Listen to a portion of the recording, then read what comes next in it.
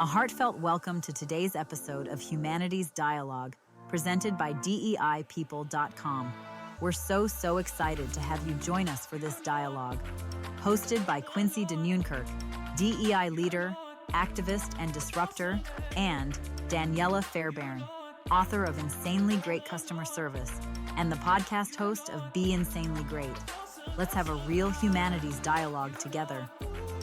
Now, beloveds, let's dive into today's episode.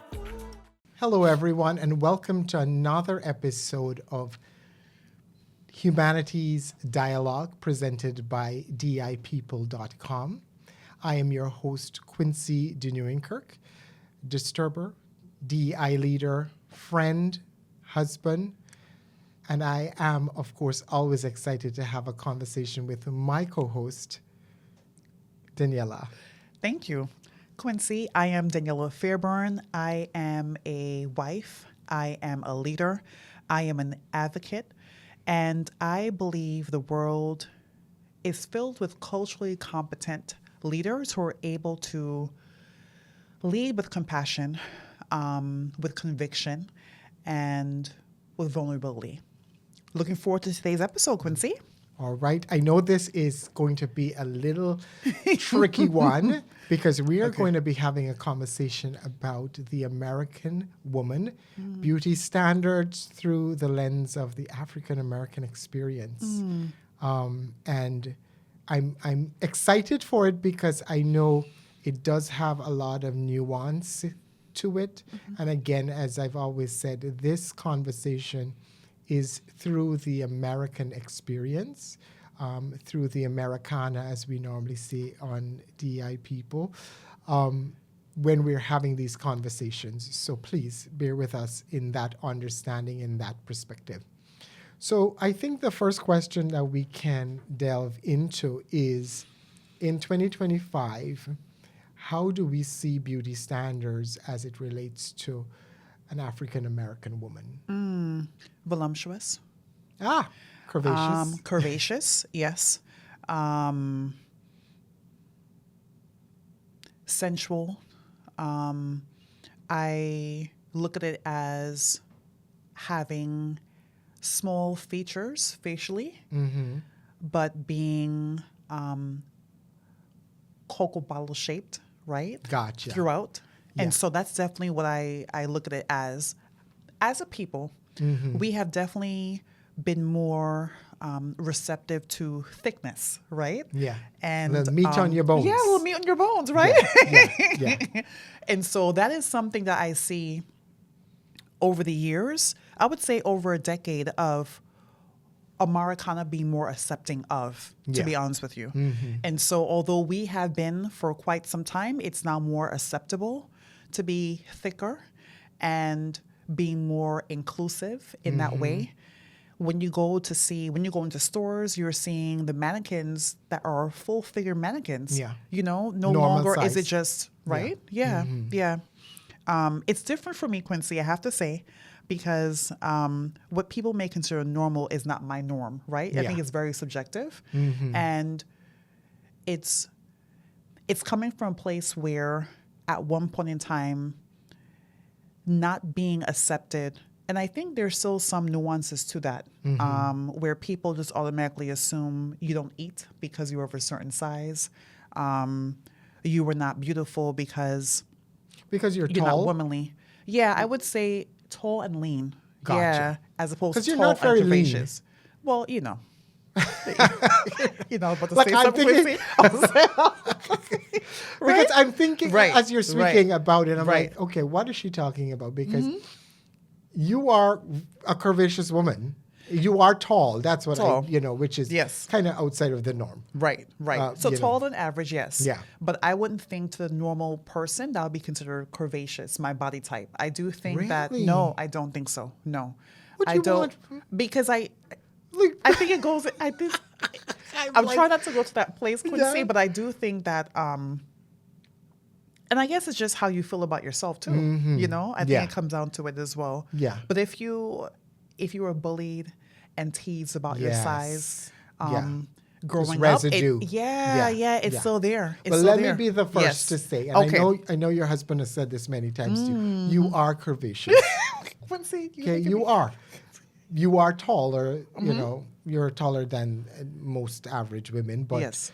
you are a curvaceous Yeah, woman. Now, thank you, you're Quincy. not, you know, Kim Kardashian, right? And I hope that's not Knocking what about the you place, want. right? I hope that's not what the aim is. But yeah, you are not slender in any way. Yeah. So as we're thinking about, you know, just the African American experience, and I've had some friends that have gone to some countries in Africa, and it's the norm. Bigger the hips, bigger the butt, smaller the Yeah, waist. This is like a normal thing. is. It right? is. It And is. I know for many years the beauty That was- standards within America was kind of lanky, Yes. really slender, no Right. curves, Right.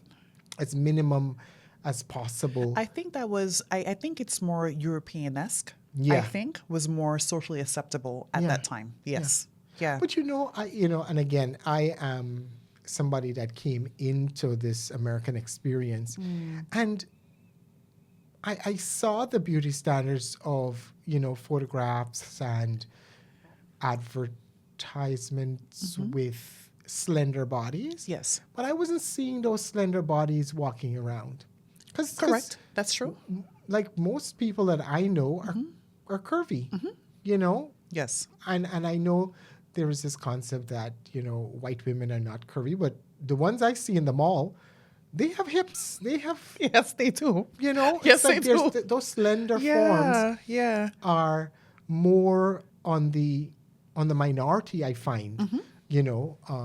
So I think I don't know where I it definitely came from. see more of it now. Uh-huh. I think that people are more comfortable with it now. Yeah. I definitely think so. And I also think it's a clothing that we wear, leggings, things that are more form fitting Yeah. that show more too. Yes. You know, that Yes. too. You know, that too. that's a pet peeve Different of time. mine. And like, I know leggings are comfortable, but why do you still, have it on in the office? Everywhere. Not everywhere. Yes. Yeah. It's not, everything is not for everywhere. And then they yes. think, you know, I think some women think if you put a jacket on it, it's all. Yeah, It's great. yeah. The jacket stopped here, ma'am. You know. Not everywhere But else, right. that's another conversation. Yes, correct. That's Another conversation. Yes, Yeah. yes. What are some of the things that you have seen in your life experience as it pertains to just beauty standards changing to having women that are stronger or more muscular or more curvaceous? Because I always think about Serena Williams. I was just gonna say that. Yeah, she is a I woman. was. She is. Yeah. Yes. And there's no, Yes. it's like, yo, Yes. I am not Right. playing with you. Right. Yeah. Right. I do think that because times have changed, women are dominant in a number of sports, right? Yeah. Or just in life, period. Yeah. And so we know that being a woman is just that one thing. It's everything. Yeah. And so we have to also embrace that as well. You Correct. know? And so Yeah. you're going to have the Serena Williams of the world. You're going to have the Kim Kardashians of the world. You're going to have the, I'm thinking of another extreme. You're going to have the Naomi Campbells of the world, right? And so it doesn't make them any less of a woman or more woman because they have certain attributes. Yeah. I think it's just beauty is in the eye of the beholder, really and truly. And so what I like, you may not like, but it doesn't mean that it's any less beautiful, right? And so when people would say things like, you know, she may not be a traditional beauty, it's just, that also is something a bit disheartening, Yeah. you know? Yeah. Like, why would you even say that? Yeah. Why? Where I Yeah. come from in Ghana, it is kind of a juxtaposition in which in Ghana, and this is in South America, Yes. not Ghana. A lot of people, Yes. I don't know how that mistake comes about, but there are two dominant races there, which is the East Indians and what we would say is African Americans, right?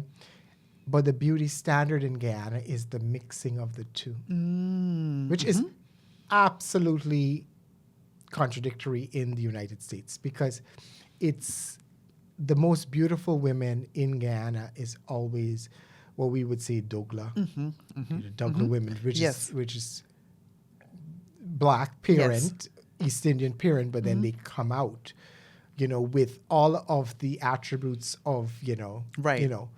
I guess they'd be considered mixed. They're considered Douglas. Douglas, right? They're Douglas. But the Americana version of it, would it be mixed or biracial? What would you call it? It would more than likely be not even biracial because it's not right. Yeah, like when I think about biracial in the stereotyping of it's like white and black right, in America. But it's more like Kamala Harris. It's more like Kamala Harris. So that she has to straighten her hair to get it that straight. Okay. Or, she's curvy, but she's a little lighter skinned than, so it's like that's the beauty standard in Guyana. It's like it's a mix. Like you get the best of both worlds. Right. And so it's interesting here because I don't know, and maybe you'll explain, if there is a hierarchy with mixed people. Are they seen as more beautiful than a black woman if they're mixed, in your experience? I would say so. I think the perception is that they would be seen as more beautiful, yes.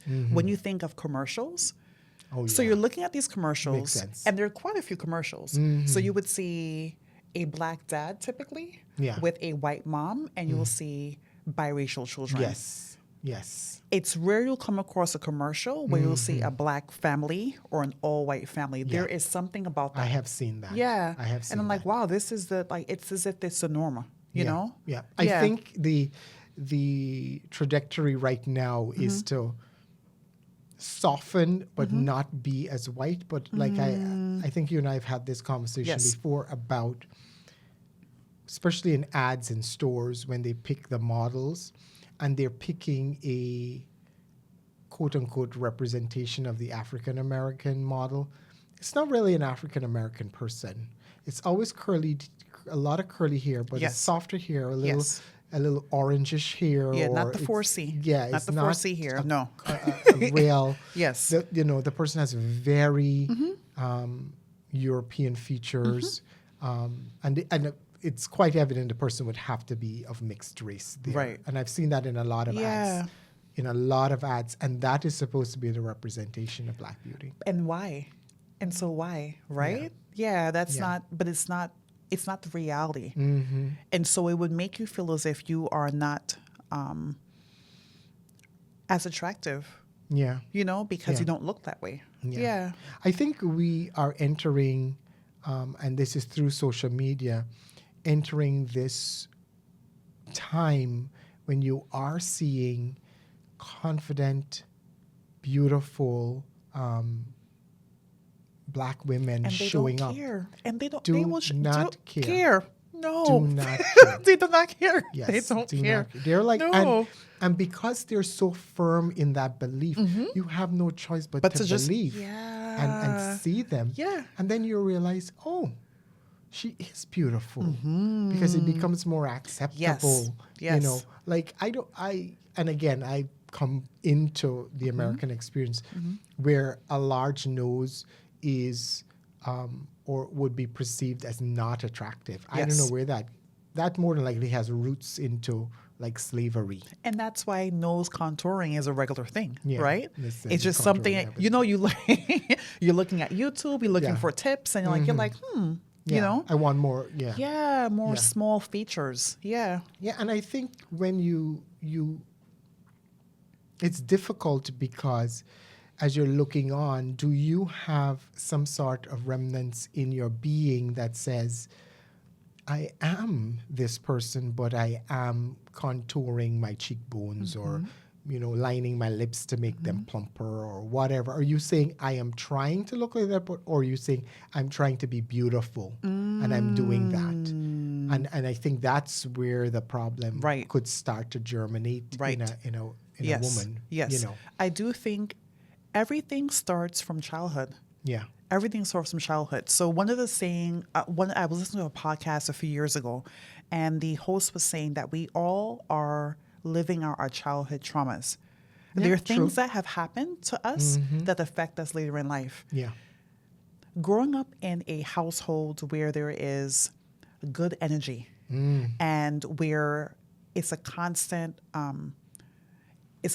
push for you to be your best self. Yes. It's a whole lot different than being in an environment where that is not the case. Yeah. Yeah. Yeah. Yeah. It just creates this type of disservice to the individual, and it can really just, the trajectory of that individual is really affected by what happens in their formative years. Yeah. You know? Yeah. And I think if you've ever done therapy, Yes. you know, the parents, your parents, in their loving way, right? Their most loving way of showing you what is best for the world, err. Yeah. They just is. Regardless of how amazing you are as a parent, you will fail your child. And I think you got to try your best. Because Yeah. we all had parents, and if we didn't have parents, we more than likely were raised by an aunt or a foster parent or somebody that guided and nurtured us. And that person, most of the times in their most loving ways, tried their best. Not to say that there aren't people that are abused, etc. Yes. But they tried their best. But they're coming from their learned experience and what they think is best for this small, tiny person in the world.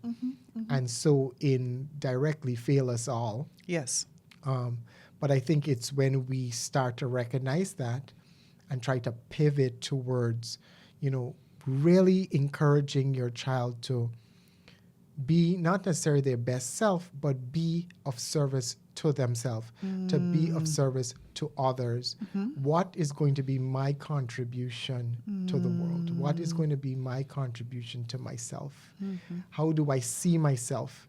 And a lot of times, African American girls do not see themselves as beautiful from the start. From the very beginning. But we've all seen those examples of when the parent is instilling in them.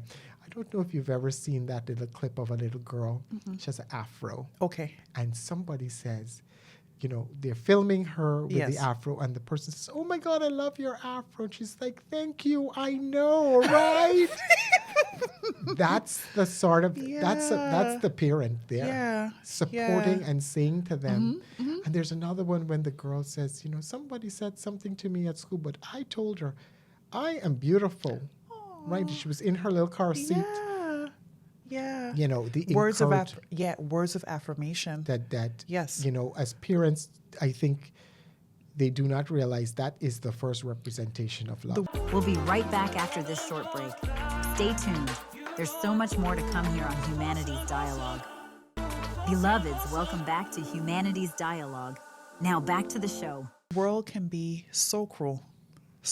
And it can really break you down, And just thinking about the question you mentioned earlier, Quincy, and just standards of beauty.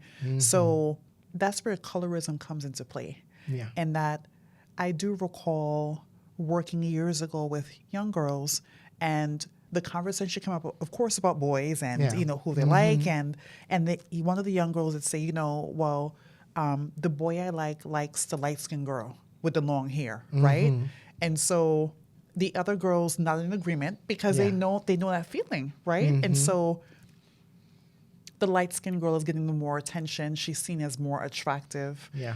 And so it didn't mean that girl was less attractive. It just meant that was his cup of tea, I guess, But that's how it made her feel. Yeah. And so I'm sure in her seeing that, she equated that with being more beautiful. And created some truth within her. When in actuality, that is his type, right? Yeah. That's who he's attracted to. All men aren't attracted to that, right? Correct. Or boys, right?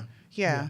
So it's about talking yourself through as well and having those conversations with the adults in your life, right? I think, and I would hope that we are entering a time when whoever you are physically, that you can equate that with substance, with beauty, with being in existence, in where you can say to anybody, I exist, And with that comes not only a strength, but a reality that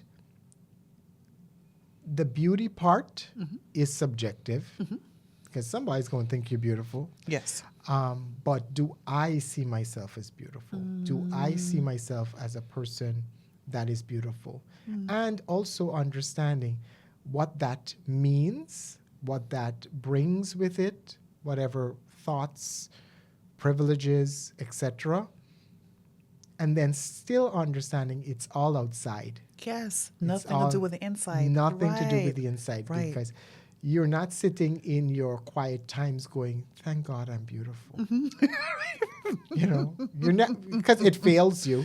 Right. You know. Right. And most beautiful people, or who society has reaffirmed that they're beautiful, do not think they're beautiful. I saw a clip recently of Holly Berry.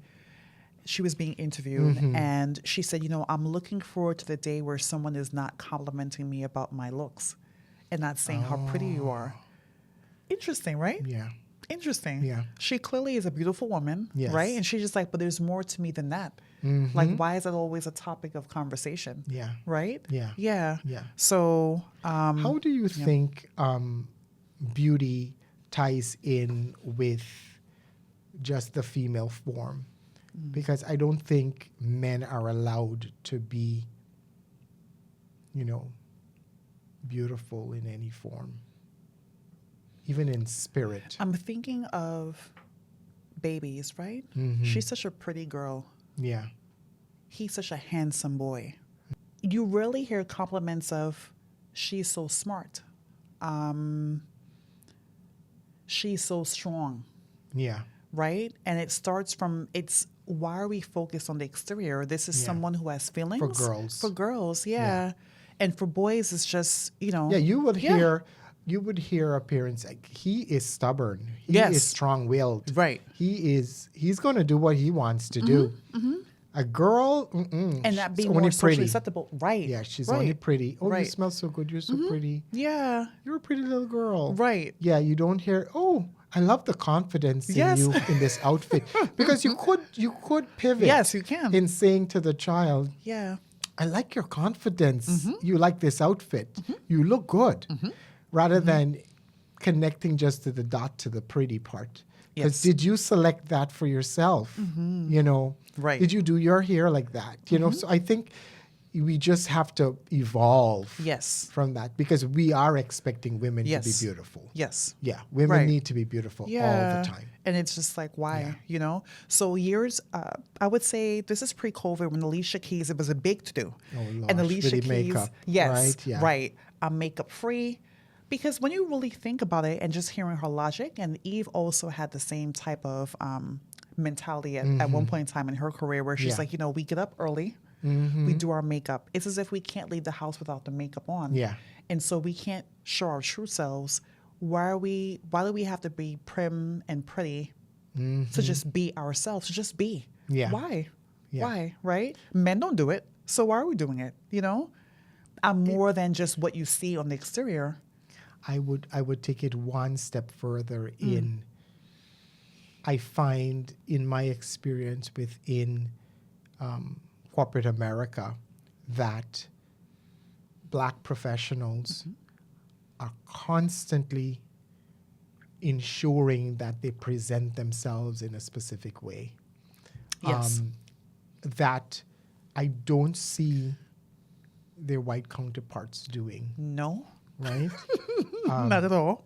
And it's something very interesting to me as I look through because I see, you know, just the effort that goes into making sure the outfit is it's always about the outfit and Yes. the hair Yes. and the makeup.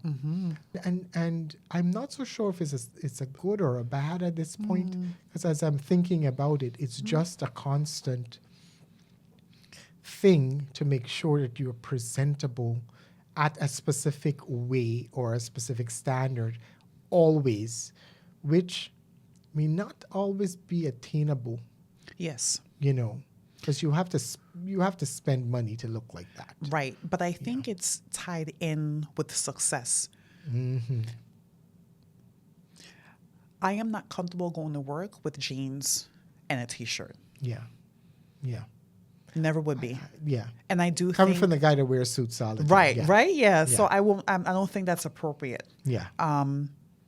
And the one time I did, I will never forget. The one time I did, my father really, he pulled me up. Yeah. And he wanted to know where where I thought I was going, you know? Yeah. Fresh out of college, I was temping. You were like, yeah, oh, you know? jeans and a jacket. So low-rise Yeah. jeans were in, okay? Oh, Lord. So- you were. Okay. So my father said, where you going? Where you going? Yeah. Right? Yeah. Right? And so I'm just like, but Daddy, this is just, you know, it's casual Fridays. And he's just like, yeah, but no, I don't want to see you wearing like that again to work. No. Yeah. No. And again, I am thinking Mm-hmm. that it does have has the residue of always presenting yourself as your best self Mm-hmm. so as to mitigate the ill treatment because of race. Because it is not the human experience within America to always be well dressed. Yes. Based on the white experience. They are wearing whatever they feel like, right? Yes. And they're showing up in that way. And I don't only see that in America, but I've seen that like in the UK. I've seen that in places where, especially when it comes to hair, like I see men not even getting a haircut. The hair is all blown up and Right. looking, you know, like if they Cray-cray. just got out of bed, Yes. right? And Yes. then a woman will not be given that privilege. No.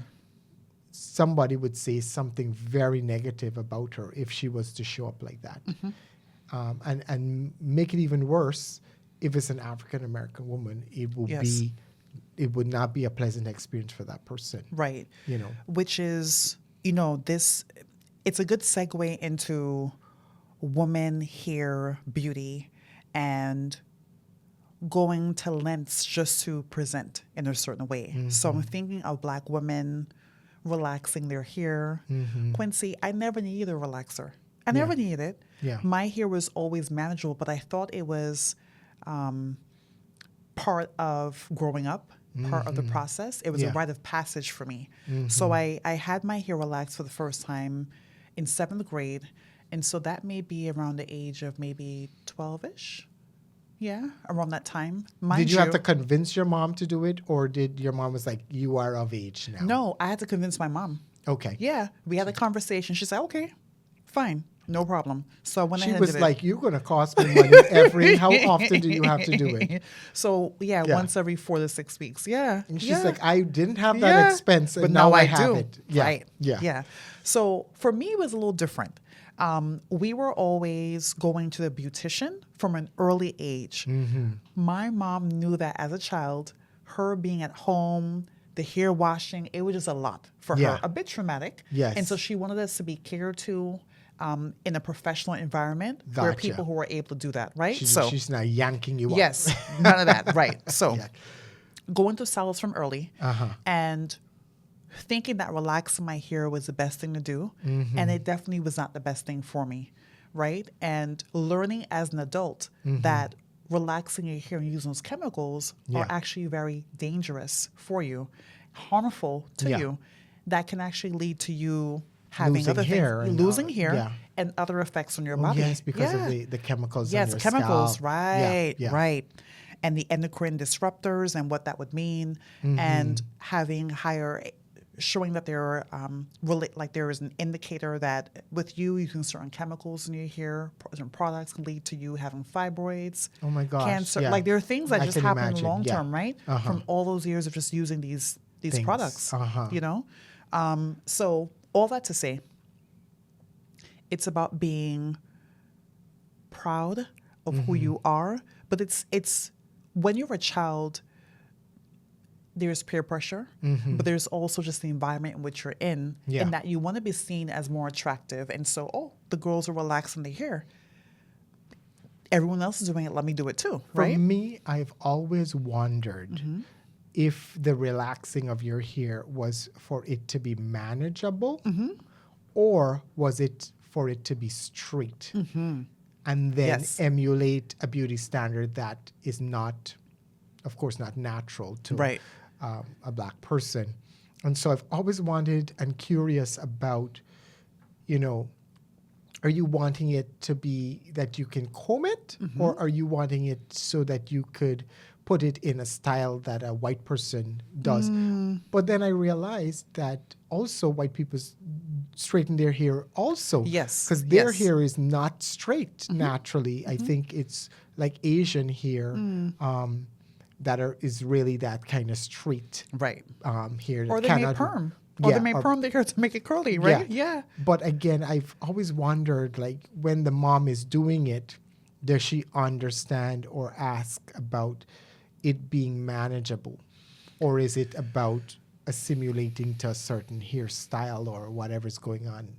Because I know in other parts of the world, you know, wigs are a big thing. Yes. You know, your Yes. natural hair, you are braiding it, and every hair gets soft and manageable if you add moisture to Yes, it and you yes. part it and you Yes. start braiding or whatever it will be. Now, if your hair is kinky or at a certain texture, it will not be able to fall into a wave. Yes. You know, Right. you would have to add a chemical to that, but it will be manageable. You can comb it, you can wash it, I think it serves both purposes of being manageable, but also a standard of beauty that at one point in time was deemed like that was just Yeah. what it was, right? So if we're thinking back to maybe the 60s, 50s, this is before my time, but let's just say, right, Quincy? So where the Afro was in, Yeah. right? But then it went to the Jerry curl, and then it went to the relaxers were, Yeah. here and coming about, but it's You just must see the photo of me with, it's called the curl activator. okay. Okay. yeah. Yeah. So, but I do think that it's a little of both, but I also think that you're looking at the hairstyles, looking at what's in. And so what's in is hairstyles that have to be flexible. And so straightness leads to that flexibility, and that you're Gotcha. able to do something with it. You can make straight curly, but you can't make curly straight all the time. You see what I'm saying? Yeah. Yeah. Yeah. Yeah. But also, I think a lot of the hairstyles that curly hair can do, whether it be braids and some of those very complicated hairstyles I see through social media coming out of, like Afro beats and those types of music, where I see some of the Black artists, white hair could never achieve that. Agreed. It's not happening. Agreed. And Agreed. so is it that we lack the exposure to what the hair could have done? Or is it, just a beauty standard that an African American woman is just superimposing on herself indirectly, subtly, not even understanding, okay, I am doing this because. I do think so. Yeah. I think so. If you were to ask a slew of women, right, Black women about their reasoning for it, that would be probably part of it. That would be. But there are those who have never used chemicals on their hair. Yeah. Right? Yeah. And there's some people who will always have. So it depends. That's why the big chop is a big thing. You're cutting off the hair. You're freeing yourself Yeah. of these standards, and that you're doing what you want to do, you Yeah. know? And you're releasing that energy. We'll be right back after this short break. Stay tuned. There's so much more to come here on Humanities Dialogue. Don't forget to visit DEIpeople.com and follow us on Instagram at DEIPeopleOfficial for more insights and updates. See you in a moment, beloveds. Beloveds, thank you for supporting the brands and initiatives that make Humanities Dialogue possible. Now back to the show. I think it also, when we look at the beauty standards within America, men or boys, when it comes to African American hair and just the natural, and I've always been puzzled by this conversation about, especially young boys, in the teenage years, everybody wants to grow their hair out. White guys as well as African Americans. It's just a thing. It's kind of like you're rebelling against your parents because your parents have been cutting your hair, and now you have to have this conversation with yourself about if I want to do this for myself. But you know, there are many parts in the United States where they push back against the black experience doing things like locks or braids or things like that, but they don't do the same for their white counterparts when they're growing their hair out. You know, I think every teenager goes through that hippie stage of growing their hair and doing what they want to do, as a form of not only rebelliousness, but seeing what suits them, how they feel. Self-identity. Self-identity. And in America, that's a serious conversation about just the beauty standards for a boy and what you should look like when you come for a job interview, for example, right? Is, you know, you show up with an afro. Are you getting different looks? Or is the person like, oh, you have an afro, you know, come on in and let me interview you for this teller position at the bank? Or are they like, next, please, when a white person would show up with that same long hair, of course it's not in an afro because it's just straight, they more than likely would get a pass. What we see in black professionals in 2025 is a whole lot different than what we saw in black professionals in 1995. I do recall in college having a conversation with my peers and having natural hair and them saying, oh no, I know I have to cut my locks. I know I have to relax my hair because I start job interviews my senior year. Like I need to transition because this is something that's more, they knew that was just their way in. You know, it's like, wow, like you're qualified clearly for the role, but the way you present is whether or not you'll get the job, right? Which is why the Crown Act is something that is much needed because it shows that why would I need to comply with what you deem as being socially acceptable, right? Yeah, like I have any control of what's going out of my scalp. Right, exactly. Is it neat? Is it clean? Is it tidy? Right. Yeah. Right. Yeah. It doesn't mean that because it's not straight. Yeah. Right? Yeah. And long or straight and blonde or straight. Like, why does that? No, I'm not any less qualified for this role. This is who I am. And so even seeing a woman with braids, like these dreadlocks, If you come to work with cornrows in the 90s, that would have been a Michelle problem. Obama. Like Listen, she had a whole braid gate about braids. And I was like, how is this happening? Like, how is this important? Right. Is it neat? Is it clean? It wasn't even untidy. It wasn't a poor representation of a human being. It wasn't like she just rolled out of bed. It's like a hairstyle that was braids. I've seen enough of a leader to see some of our leaders that they look like they just rolled out of bed. They have bed hair. And I don't know if it's intentional. And you're like, okay, sir, you are representing an entire country here. What's happening? What's happening? A comb? Just comb it up. Yeah, that's all. That's all. Do a little part, swoop to the side, whatever you want. Just comb it. Right. You know, but again, the standard of that is very, very different. When we're thinking about beauty standards in 2025, what are you seeing is some of the trends? Apart from curves are in. Yes. You know, and for who doesn't have a curve, they're going to get the curve. You know, there's some cosmetic stuff going on to get you the curves. Yes. So curvy is in. You know, it's quite clear.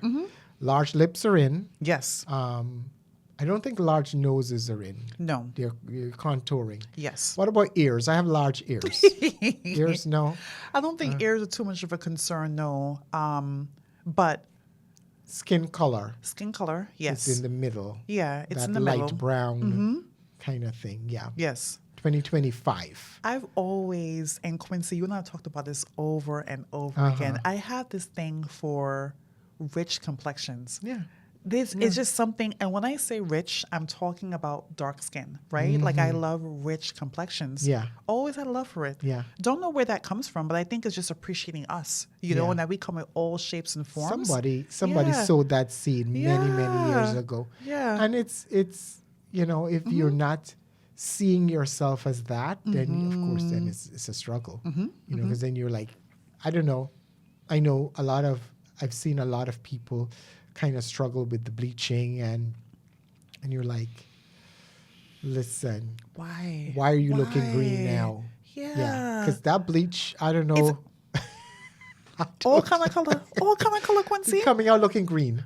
Yes. You look a little green. Right. And I'm like, and did you not remember your ear? Yeah. Yeah, they bleached everything else but your Right. ear, and then it's like weird looking. It's like, why? Yeah, but Yeah. again, it's a beauty standard they're aiming towards and working towards. I would say in Americana period with Ozempic, I think thin by any means necessary, although you may be vomiting your life every day, Yeah. like Yeah. that is what something, like that is, people really do struggle with weight. Yeah. It's a big deal. Yeah. And so if they're able to take something, however often they have to take it, some type of medication, right? Yeah. And if my doctor isn't prescribing, I'll find a doctor who will. Yeah. Right? Because I want to be thin and I know that I can't do it on my own. I have tried the diet fads, I've tried exercise. There are some people who just have a hard time, challenging time, no matter how much they exercise, the weight is just there. And also, I think we are coming out of kind of like the Ozempic conversation that weight gain doesn't necessarily mean you're overeating. It just means that whatever calories you intake, you're not able to burn it, regardless of movement, etc. Right. And we have billions of people on the planet, and our bodies don't all work the same. Correct. And so that's where a lot of, I think, people that are, needing the medications to kind of help the brain. And a lot of people I've seen, they talk about food in a way that it's like, I was just looking at the Luther Vandross special on, I have to check it out. yeah. Do you recommend it? Yes, of course, I love Luther. Anyway, so it was a quite clear conversation about him struggling with his weight. And then through that struggle, I wish he had the medicine. Because he said, I thought I woke up in the morning and I thought about food.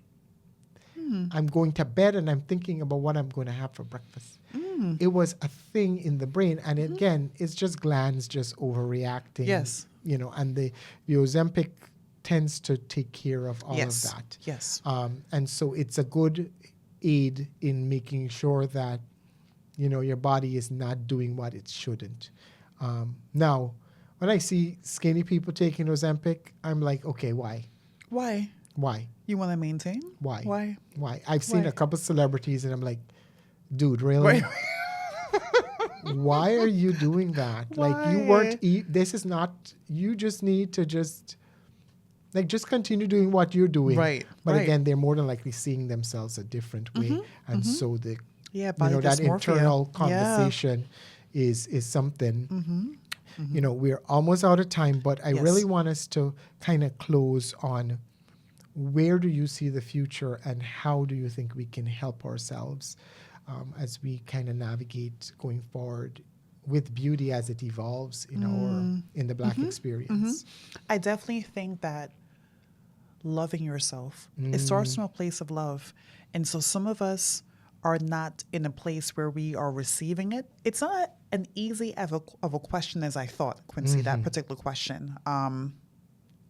As a child, there are adults who are overseeing your care and Yeah. are part of your development, Trying their best. trying their best, trying their best. Yeah. And so if you're not getting that sense of love and confidence at home, where then would you find that can also be problematic in itself. Yeah. But I also think that if you are in an environment where you are welcomed, where there is positive reception, you're then able to build that character within yourself Yeah. so that you are able to appreciate who you are for what you are, Yeah. right?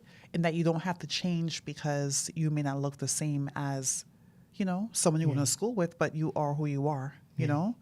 I think also as you become of age, and this is more than likely going to happen in your early 20s, where you are realizing or really seeing the inner dialogue that is going on.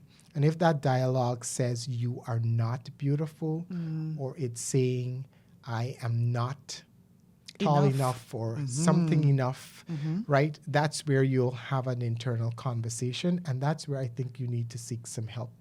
Because it will not serve you if you are not seeking help in getting a person, a therapist, a friend, a really good listener to help you navigate through your learned experience of I am not. And we are all not, right? We all can be smart. Right. We all can be super smart. But we also don't have to say to ourselves, we are dumb, right? It's like, I learned this way or I learned differently. And so as to encourage and support yourself to just evolve and be the better of a human being on this earth. Yes. And that's really where I think the truth lies. Your internal dialogue with yourself. If you're realizing that's a saboteur, you have a right to yourself to seek help outside. Yes. Or if you're going to get some self-help, like there are many, many teachers that can help you start to see yourself and feel in your heart that you are enough, because you are. Yes. I think that's something I learned in America. I am enough, right? I am enough. I may not be enough for you, or it might be too much for you, but Right. I am enough for me. Yeah. And that's where Golden. all of our seniors land. And they tell you, the grandparents and the great-grandparents always tell you are enough. Right. Right. You better get it now. Right. Because you're going to get it somehow. Right. But you are enough. And with that, the end of another episode. I want to thank you all for joining us again on Humanities Dialogue, hosted and presented by DI People. I want to thank you, my delicious host, Daniella. Again, I'm Quincy Kirk. Thank you for joining us. Daniella, any final words? I want all of you to be insanely great within yourself and to know that you are enough and that it's a process, and utilize your resources as best as you could so you can get to that place. And I'm also speaking to myself. No one is perfect. So that too, And thank you again for joining us. Remember to subscribe to our YouTube channel. I'll also follow us on DI People Official on Instagram. Have a wonderful rest of your day, and we'll see you soon. Be insanely great. Bye. Bye, everyone. We have come to the end of today's episode of Humanities Dialogue, presented by DEIpeople.com. Thank you so much for joining us on this episode. Until next time, from your hosts, Quincy Kirk and Daniella Fairbairn. Now, continue the dialogue on at DEIpeople.com and at DEI People Official on Instagram. See you soon, beloveds.